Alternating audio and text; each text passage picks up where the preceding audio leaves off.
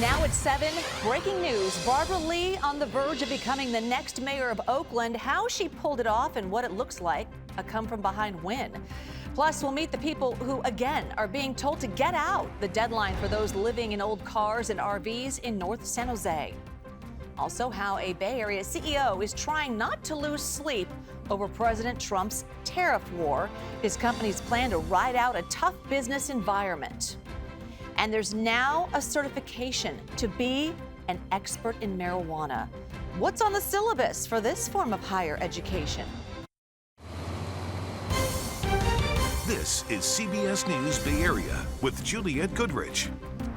Good evening. It's a stunning turn of events in the Oakland mayor's race. Barbara Lee has taken a substantial lead over Lauren Taylor. And this evening, Lee is now in position to become the next mayor of Oakland. All of this happening in dramatic fashion.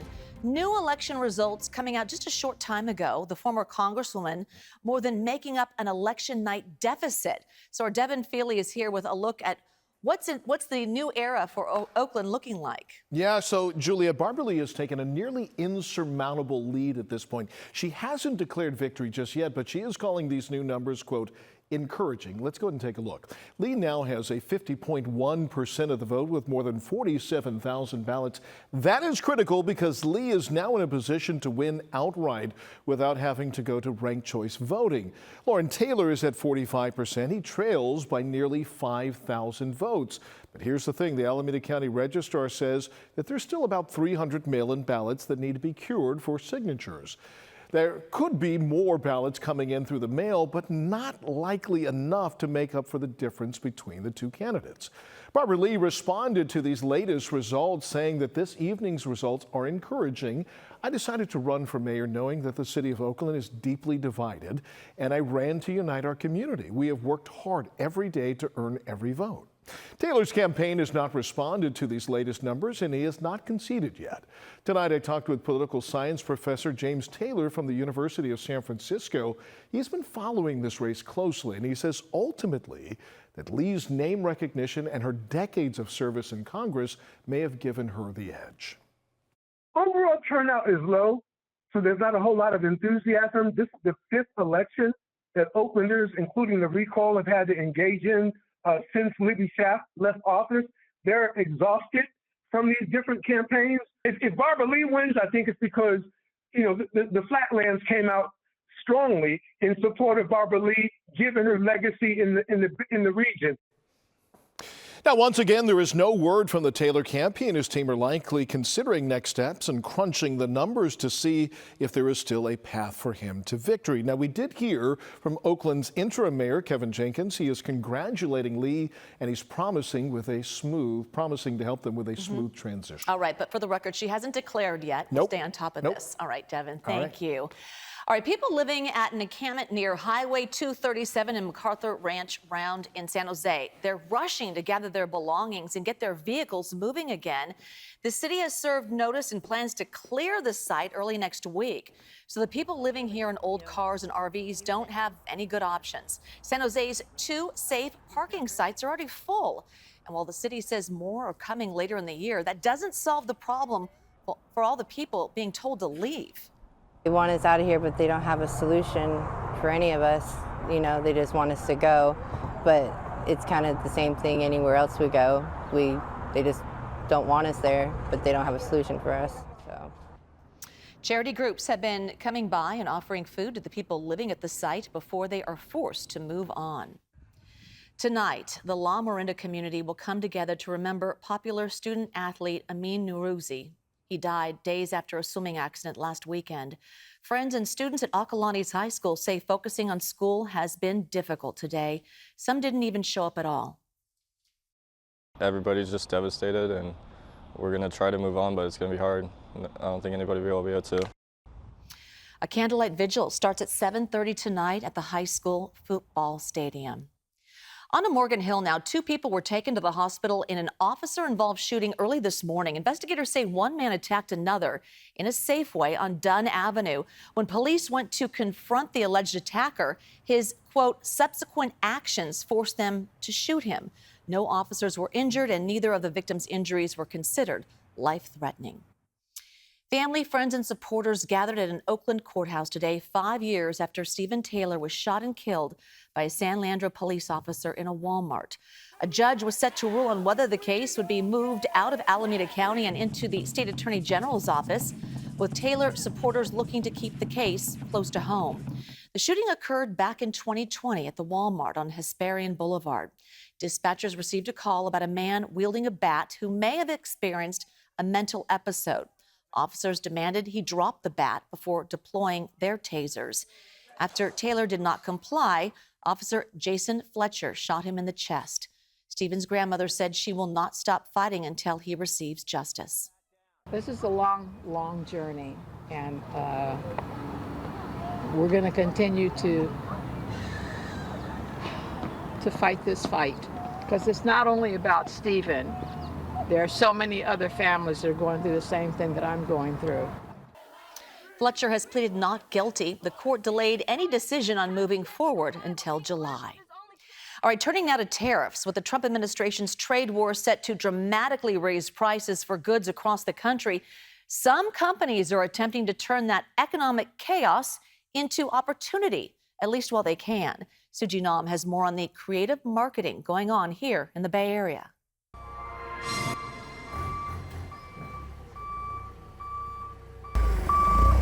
It's a busy morning at the Mancini Sleep World warehouse in Livermore.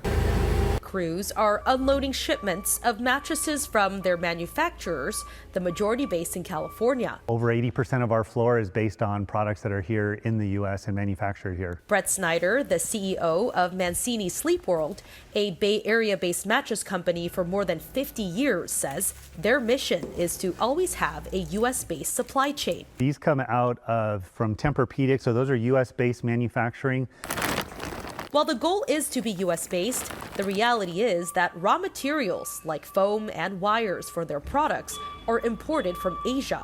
With triple-digit tariffs on Chinese goods and a base 10% on goods from other countries, Snyder is having to pivot quickly. We recognize there was a need to diversify the supply chain and not be anchored just into Asian countries. Mancini's is not alone in working to figure out the next steps. At least for the next 60 days, we know we're locked in on price. However, we have gotten notification from a number of different manufacturers of mattresses that as their costs go up, over the next 60 days, there will be an increase in price. But in the face of volatility, there is also opportunity. The company marketing a tariff-free clearance sale, discounted mattresses, as they had stocked up on more than 5,000 mattresses before the trade war escalated. Product that we've brought in, it's part of why we're offering right now the tariff-free promotion that's going on, because we've brought in so much inventory in advance to be prepared, knowing that there were some of these changes. This response from business leaders is something Cal State East Bay's economics associate professor, Christian Rossler, says is a newer reality. There's a question whether suppliers are going to reduce their prices in order to lower the impact on the retailers. Rossler adds that with economic uncertainty comes potential repercussions in long-standing businesses. To some extent, it's going to be a reduction in profit margins for the businesses, and we're not going to see the whole impact of the tariffs. Now, prices will be going up. There's repercussions in the economy. It might also affect wages. In the meantime, like CEOs across the country and around the world, when you take a look at a floor like this, and even the beds we're on here, these are made in the Bay Area. These are made in Richmond. Snyder is trying to keep costs low while remaining profitable, even in these unpredictable times. Well, you may need a sommelier for your wine, but do you need one for your weed? We'll explain after the break. Smoke of a different sort blowing through the Golden Gate. Fog as the sun goes down. Temperatures today were a lot closer to where they're supposed to be in the middle of April. The inland locations, for the most part, reaching up into the lower half of the 70s. Looks like a pleasant Easter weekend. Details coming up in the First Alert forecast.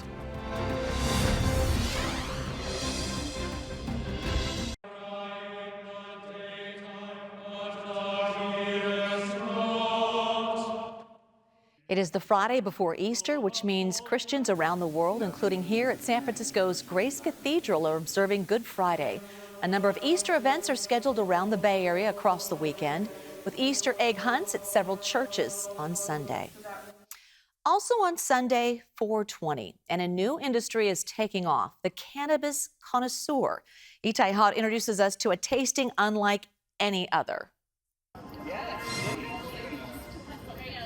This isn't a wine bar, and it's not a cocktail lounge either. Ladies? But what's happening here will still go straight to your head. We're going to start with sample number 1. It's a tasting in the back of a dispensary in Oakland. Welcome. Led by a certified ganjier, This is the blueberry cupcake. the sommelier of the cannabis world. How do you go through and help them understand what the right product is for their needs? That's ultimately what we're here to do. Jocelyn Sheltra is one of just 350 certified ganjiers in the world and the co-founder of Buddhist, a kind of Yelp for cannabis. She says today's consumers don't want to just get high. They want to know how it'll hit and why. Oh my God. I'm getting lemon, I'm getting lime, I'm getting a woodiness, I'm getting a little bit of a baby diaper. That's not potty talk. The nose knows. It's actual certified terminology.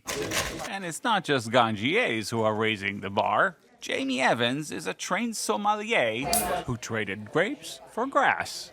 Now, she's a cannabis mixologist. Do you have to be as snooty as when you're a sommelier? I would say that in the cannabis space, it's a very welcoming space. And So not as snooty. It may be a budding industry, but the global legal cannabis market is projected to grow to $57 billion by 2028. Increasingly, people are realizing that cannabis is a safer and healthier alternative. Max Simon is the CEO of Ganjier, the world's first and only official certification program for cannabis guides. How difficult is this program? It's very rigorous. It covers about 40 hours of online training, a 2-day in-person assessment training, and then a 3-part exam that you have to pass with pretty meticulous criteria to become certified. For Sheltra, it's about changing the conversation without getting too much into the weeds. This is very, very new, and it's going to take a village. That and a little dose of higher education. We're waiting for that all day. Talk a little weather as we head into Easter weekend, which of course happens to be 420 weekend. Let's take a look at the big picture perspective here, and we'll focus on the satellite image of the West Coast in particular. We saw the cloud cover early this morning backing up to the coast, but that cloud cover is still there off the coast, and it's going to push back across the Bay Area as we head through the rest of this evening and tonight. But nice to see a little bit more sunshine and some warmer temperatures returning to closer to what's normal for this time of year. Looking outside from the top of Mount Diablo, and we're still seeing lots of sunshine over the East Bay. Temperatures in the mid-50s in San Francisco and Oakland. Otherwise, mostly in the low to mid-60s. 61 in San Jose and Santa Rosa, 64 and 65 in Livermore and in Concord. As we head through the rest of tonight, the fog is going to be spreading back out. Let's track that on Futurecast here, and we're going to see it making a good push into the inland valleys by early tomorrow morning. But where that fog and low cloud cover is present, it's not going to last too long east of the Oakland Hills or in the Santa Clara Valley. It is going to be a bit more persistent in the North Bay, and that's going to keep a limit on how much your temperatures warm up.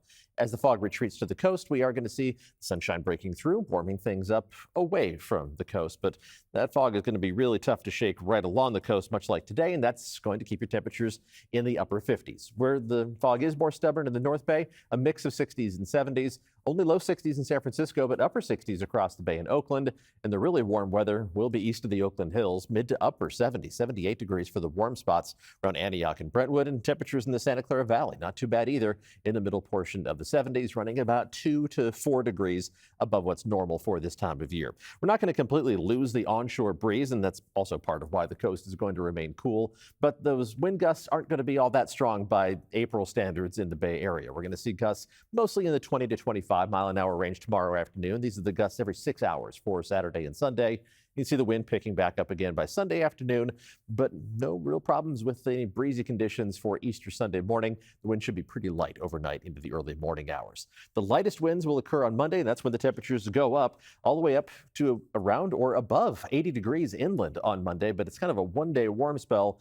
We're using Livermore as the example for inland parts of the Bay Area. You can see the temperatures drop on Tuesday, and they really drop from Tuesday to Wednesday. And then we settle down into the low to mid 60s as we head into the last last weekend of April, and that cooler pattern goes hand in hand with a chance of late April rain showers. Not likely to amount to a whole lot. It rarely does this time of year, but any chance of showers is certainly worth noticing as we head towards the end of the month. Let's take a look at the 7-day forecasting. We'll start at the coast, where there are some up and down temperatures, just no big ups or downs. We're talking about the warmest day on Monday as the only day that cracks 60 degrees along the coast. Every other day will be in the mid to upper 50s.